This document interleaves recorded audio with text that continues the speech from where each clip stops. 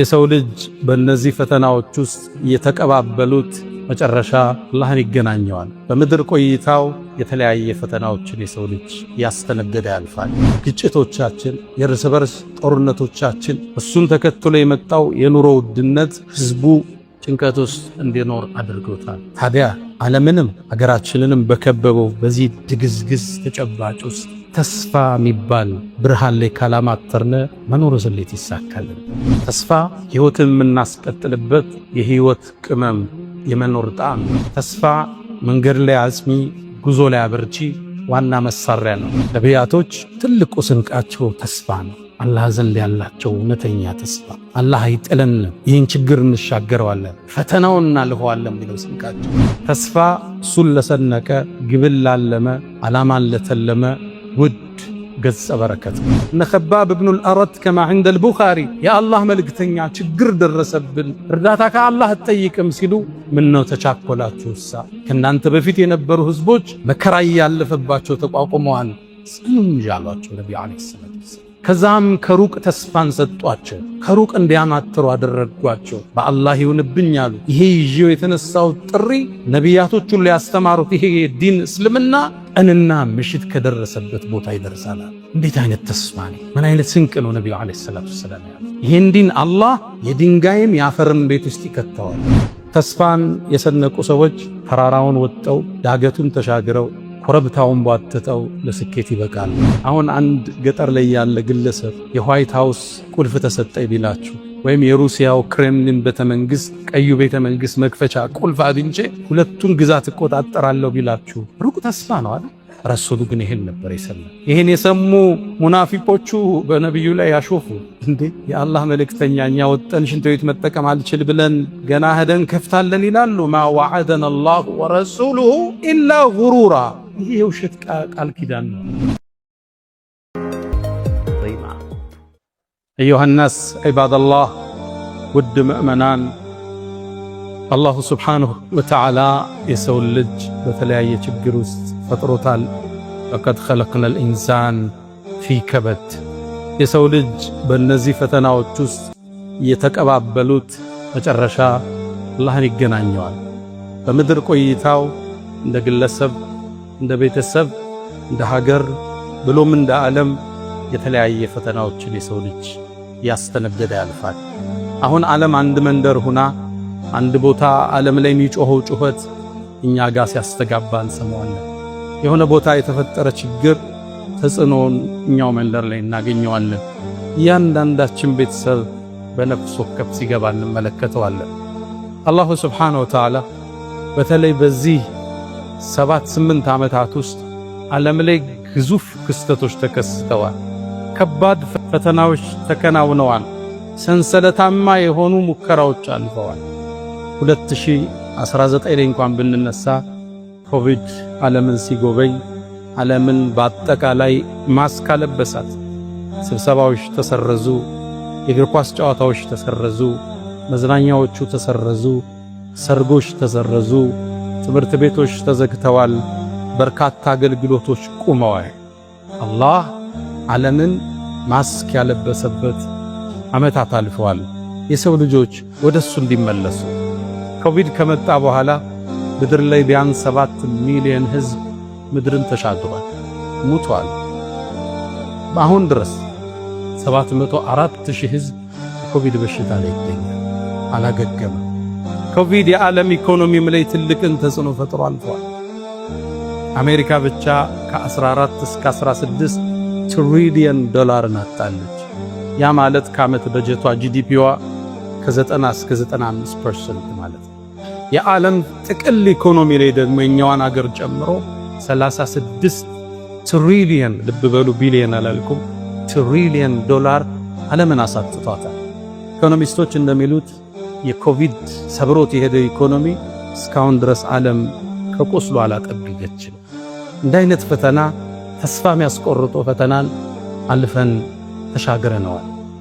ኮቪድን ስንሻገር ጦርነቶች ደግሞ ተቀበሉ። ዩክሬንና ሩሲያ ላይ ያለው ጦርነት የዓለምን ኢኮኖሚ ማናጋቱን ቀጠለበት። $1 ትሪሊየን ኪሳራ ተስተናግዷል። ይሄ ቁሳዊ ነው። ሰዋዊ ኪሳራም ብዙ ተስተናግዷል። ሩሲያ ብቻ የቆሰሉ የጠፉና የተጎዱ 1.2 ሚሊዮን ህዝቦቿን በዚህ ጦርነት ላይ ገብራለች። ዩክሬን ግማሽ ሚሊዮን ህዝብ፣ ልብ ብላችኋል፣ ግማሽ ሚሊዮን ስል የህዝብ ቁጥር በጦርነቱ አጣለች። እነሱ ጋር የተፈጠረው ጦርነት የዓለም ኢኮኖሚም ላይ ጥላውን አሳርፎበታል። ከዛም ተከትሎ እስራኤል ጋዛ ላይ ያወረደችው ፈንጅና እልቂት የጋዛን ሙሉ ለሙሉ ያወደመ መልሶ ለመገንባት ከ100 ቢሊዮን ዶላር የሚፈልግ ውድመት ተስተናግዷል። ትልቁ ነገር ደግሞ ሰዋዊ ኪሳራው ነው። ወደ 70,000 እስከ 75,000 ህዝብ በጦርነቱ ጋዛ ላይ አልቋል። አላህ ሸሂድ አድርጎ ይቀበላቸው። እሱን አለፈ ነው ስንል ደግሞ የሰሞነኛው አሁን ድረስ እኛ ቤት ድረስ ተጽዕኖ የመጣው እኛ መንደር ድረስ መጥቶ ያንኳኳው የአሜሪካና የኢራን ጦርነትን ፊት ለፊት እናገኛለን።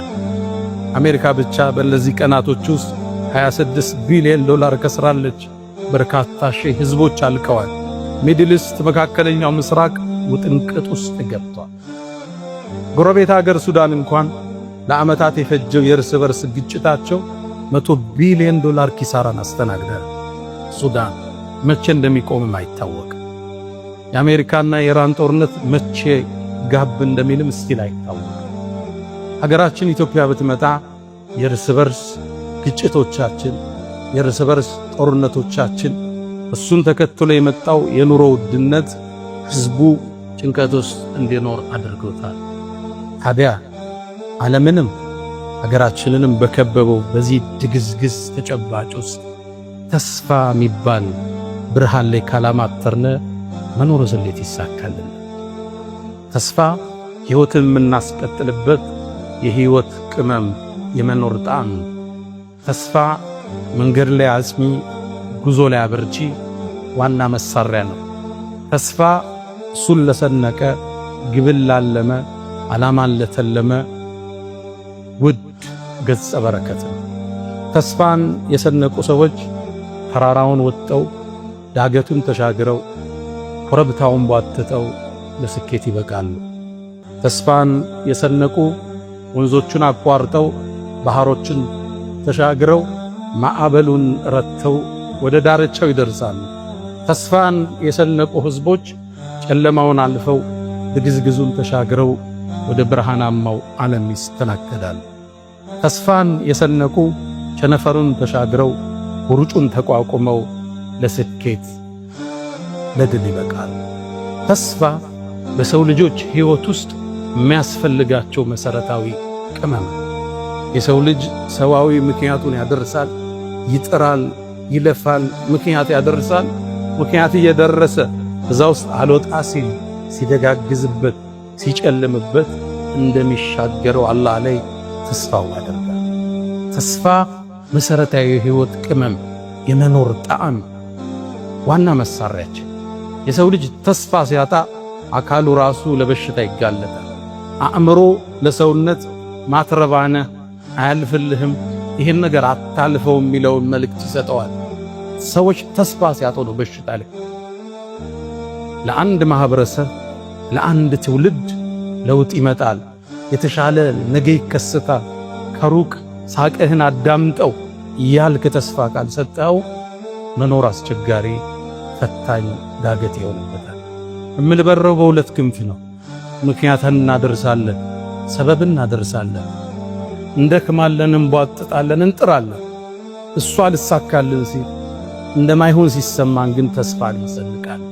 አላህ ላይ ተስፋ እንቆርጥ። አላህ ቃል ገብቶልናል፣ ከጭንቅ በኋላ መፍትሄ አለ ብሎናል። ንጋቱ ቅርብ ነው ብሎናል። አለይሰ ሱብሑ ቢቀሪብ፣ ለባሮቼ እኔ በቃለሁ ብሏል። አለይሰ አላሁ ቢካፊን ዓብደ። ይሄን የሕይወት ፍልስፍና ነቢያቶች ውስጥ ታገኝታላችሁ። ይሄን አስተሳሰብ ለውጥን ያራመዱ አንዲት ሀገር ለውጥን ለማምጣት ለታተሩ ሰዎች ዋና ስንቅ ሆኗቸው ታሪክ ላይ ትመለከታላችሁ። እስኪ አንዲት ተምሳሌት እናንሳ። ሀጀራ፣ እናታችን ሀጀር ኢብራሂም ዓለይሂ ሰላም መካ ላይ ነበር ትተዋት የሄዱት። ያኔ መካ እሰቡት ሰው የለም የሚንቀሳቀስ እንስሳ የሌለበት ምድረ በዳ። ያኔ መካ ዛፍ ሳር የሌለበት ውሃ የሌለበት ለጥ ያለ በረሃ። መካን ያኔ ስትመለከታት ከዓባ ያልተገነባባት በፀሐይ የጠቆሩ ተራሮችን የያዘች ንፋስ በሚያነሳው አቧራ የተሞላች ምድረ በዳ። ከሕፃን ልጇ እስማኤል ጋር ኢብራሂም አስቀምጠዋት ተመለሱ። እዚህ ውስጥ ምን ይታያቸዋል? ሞት እንጂ። እዚህ ውስጥ መጥፋት እንጂ ምን ይታያቸዋል? ሀጀርም ደነገጠች። ኢብራሂም ጥሏት ሲሄድ ለማን ነው የምትተወን? መልስ የለም። ጠየቀች፣ መልስ የለም። አላህ ነው እንዲያዘዘህ አለችው። በአንድ ዘገባ ራሱን ብቻ አንቀሳቀሰ ይላል ነቢዩላህ ኢብራሂም። አንድን ቃል ተናገረች፣ ተስፋን ያዘለ። እንደሱ ከሆነማ አላህ ይጥለንም አለች። ተቀመጠች። እዛ ምድረ በዳ ላይ የያዘችው ውሃ አለቀ፣ ምግቧ አለቀ፣ ጡቷ አደረቀ። ሕፃኑ እስማኤል ያለቅሳል አለይሂ ሰላም። ያኔ ምን ታድርግ? ልጇን ጠቅልላ አስቀምጣ ሰው ባገኝ ረጅ ባገኝ ብላ ሶፋና መርዋ ተራራ ተመላለሰች። ከሶፋ ትነሳለች፣ ወደ መርዋ ተራራ ትወጣለች። መሃል ላይም ሶምሶሞ አለ መሮጡ። እንደገና ትወጣለች 7 ዙር ተስፋ አርጋለች። ሰበብን ግን አልተወች። ሩጫውን ሶምሶሞውን አልተወች። መጨረሻ ላይ መርዋ ተራራ ስትመለስ ልጇ ጥግ አንድ ፍጡር ቆሟል። በቃ አላህ ጀብራኢል ልኮት ነው። ሩጣ መጣች ልጇን ልታድን። ማነሻ አንቺ አላት ጅብሪል። ሀጀር ነኝ አላለችው። ምክንያቱም ሀጀር ከሷ ይልቅ ኢብራሂም እንደሚታወቅ በሰማይ ሰዎች ታውቃለች። እኔማ የኢብራሂም የልጁ እናት ነኝ። ኢብራሂም ለማን እዚህ ምድረ በዳ ላይ ተወሽ አላት። ለአላህ ነው ተወኛለች። በርግጥ ለሚበቃሽ ጌታ ነው ተወሽ አላት። አፈሩንም ማሰው ዘምዘም ውሃው ወጣ። ያነ ዘምዘም ውሃ እንዳያልቀባት ዙሚ ዙሚ ዘምዘም የሚለው ቃል ከሱ ነው የመጣ። ገደበች። እሷ ውሃውን እየጠጣች ከርቀት ጁርሁም የሚባል ጎሳ በመካ ጥግ ያልፋል። ውሃ ያለበት ቦታ ላይ ከላይ አሞራዎች አጥለዋል። እዚህ አካባቢ ውሃ አለው ብለው ሲመጡ አንዲት ሴት ከሕፃን ጋር ይሄን ውሃ እንድንጠቀመው ትፈቅጃለሽ አሏት። በሷ ኃላፊነት አላህ ጎረቤት ሰጣት፣ ዘመድ ሰጣት። መካን ቆረቆረች። ባዶ ምድረ በዳ ወና ከሆነ ቦታ ላይ ተስፋ ይታያችኋል? ዛፍ የሌለበት ሳር፣ ውሃ የሌለበት እንስሳ የሌለበት እዚህ ድቅድቅ ጨለማ ውስጥ ነገን ማማተር፣ ብርሃንን ማማተር የነቢያቶች ትልቅ አቅስ። ነቢዩላህ ኢብራሂም ባሏንም ብትወስዱ ጣዖታትን ሰበር ክብር ሊያቃጥሉት ተነሱ። እሱን ለማቃጠል እንጨቶችን ሰበሰቡ። ለወራት እሳቱን ሲያነዱት ከላይ ላይ የሚያልፉ አዕዋፋት እየጠበሳቸው ይወድቁ ነበር። ተስፋው ግን እንደሰነቀ ነው። በወስፈንጠርን እሳት ውስጥ ጨመሩት። ተስፋው ላይ እንደጸና ነው ኢብራሂም አለይሂ ሰላም። እሳቱ ነዶ ነዶ ከቀናት በኋላ ኢብራሂም ሲወጣ የተቃጠለው የታሰረበት ገመድ ብቻ ነው። ነቢያቶች ትልቁ ስንቃቸው ተስፋ ነው። አላህ ዘንድ ያላቸው እውነተኛ ተስፋ። አላህ አይጥለንም፣ ይህን ችግር እንሻገረዋለን፣ ፈተናውን እናልፈዋለን የሚለው ስንቃቸው። ነቢዩላህ ሙሳ አለይሂ ሰላም ፍርዓውን ከናፍንጫው የታጠቀ ሰራዊት ከጀርባ ሲያሳዳቸው፣ ህዝቦቹ ተደረሰብን ሲሉ ከፊት ለፊት ባህሩ ሲጠብቃቸው አንድ ተስፋን ያዘለ ተወኩልን ያዘለ ቃል ተናገረ። ጌታዬ ከኔ ጋር ነው፣ መውጫውን ይመራኛል አላቸው። በርግጥም ባህሩን በዱላው እንደ መስታወት ከስክሶ ከሁለት አቁሞ ህዝቦቹን አሻገረ። ነቢዩና መሐመድ አለይሂ ሰላቱ ወሰላም ሰይዱል ሙርሰሊን መካ ላይ ጥሪውን ይዘው ሲነሱ እንደዚህ ሰው አልነበረም። ቁጥራቸው ትንሽ። እነሱንም ቁረይሽ መከራ ታበላቸዋለች። ቢላል እዛ ድንጋይ ይጫናል፣ ከባብ ጀርባው ይቆስላል። ችግር ውስጥ ነው የነበሩት። የተወሰነን ሰሃባ ለማዳን ገና በ44 ዓመታቸው በአራተኛው ዓመል ቢዕሳ ከተላኩ 4 ዓመት ወደ ቅድስቲቱ ወደ ውዲቱ ምድር ኢትዮጵያ ከፈለዎች ላኩ ሰሃባዎች።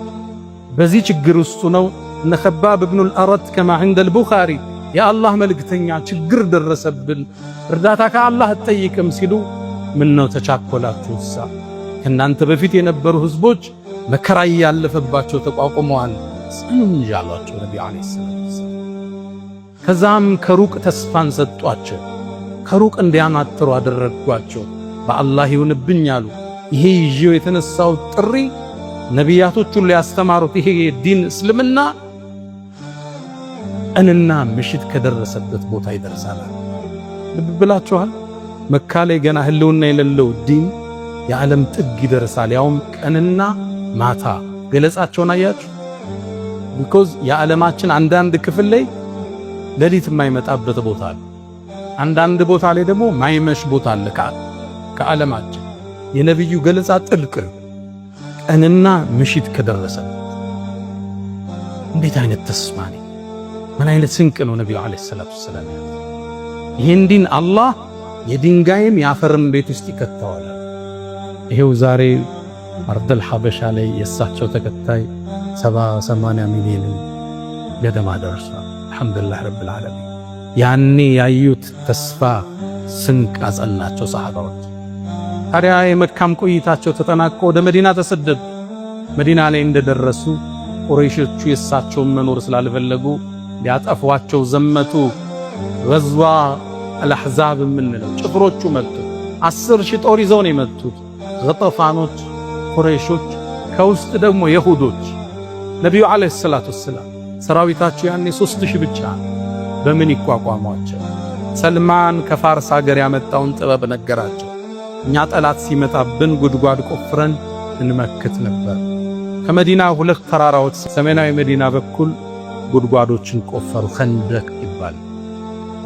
ያን ጉድጓድ ቆፍረው ጠላትን መከቱበት። ታዲያ ያኔ በመቆፈር ላይ ያሉ አንድ ትልቅ ቋጥኝ መስመር ዘጋ።